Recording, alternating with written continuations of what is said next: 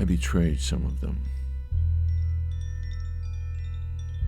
but they never punished me.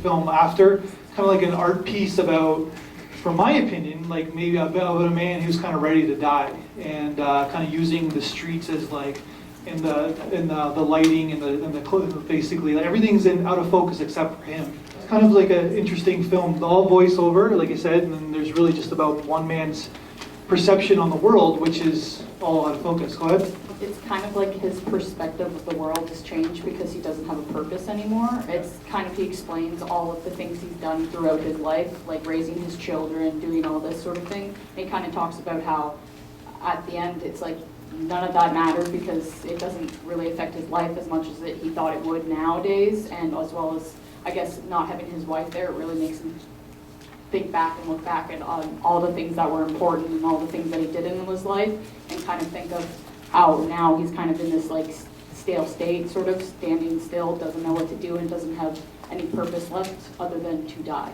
It's kind of a crappy feeling to not have a purpose anymore. I thought this one was a strange and an interesting comparison to the first, because the first, as you pointed out, has no dialogue, but it has a lot of very rich audio, and it depicts dialogue and also has words, even if they're in languages that I don't speak. And so I guess the audio is still very important, even though there wasn't dialogue. This one, I felt like the video wasn't actually important at all. Like, I got the point that like it's out of focus and all that sort of thing, but I felt like it could have just been looking at a black screen and it would have been at least as impactful, if not more. So I thought that was, I don't know, kind of interesting. To be fair, like I think that some of the lighting, it's almost kind of like a tribute to Taxi Driver anyway. Anyway, you've ever seen that movie? Kind of like showing a man's perspective. I'm assuming this is New York City with all the lighting and different kind of shadows and stuff. Go ahead. I don't think I've ever seen a film shot almost completely out of focus before for its entirety.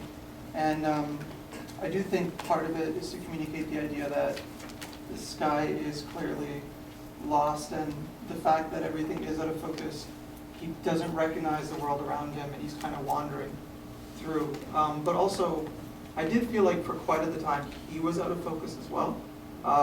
Or his head's kind of hidden in the shadows, or his hat's covering him, which means that this really could be anybody and not necessarily that person. So it's really interesting just on those two aspects. Yeah, it's a kind of a arty film. I was kind of worried about programming this. I'm glad there's a positive reaction to this. I liked that it was out of focus, and I think I actually saw myself, because this is how I walk around. I'm just lost in thought, and I think the surrounding is out of focus because it doesn't matter where he is, because when you're lost in thought, you don't really exist, you're not truly present.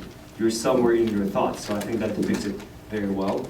But I also would not agree that it might have been the black screen that would not make a difference. I think in the end, I thought he was driving in a taxi, but maybe he's actually driving the car. In the end, the camera shakes. Maybe it's him going off the road and driving off the cliff or something.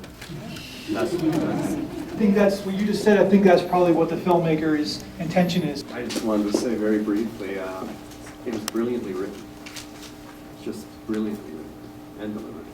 Yeah, I think it was. It was the tone-wise.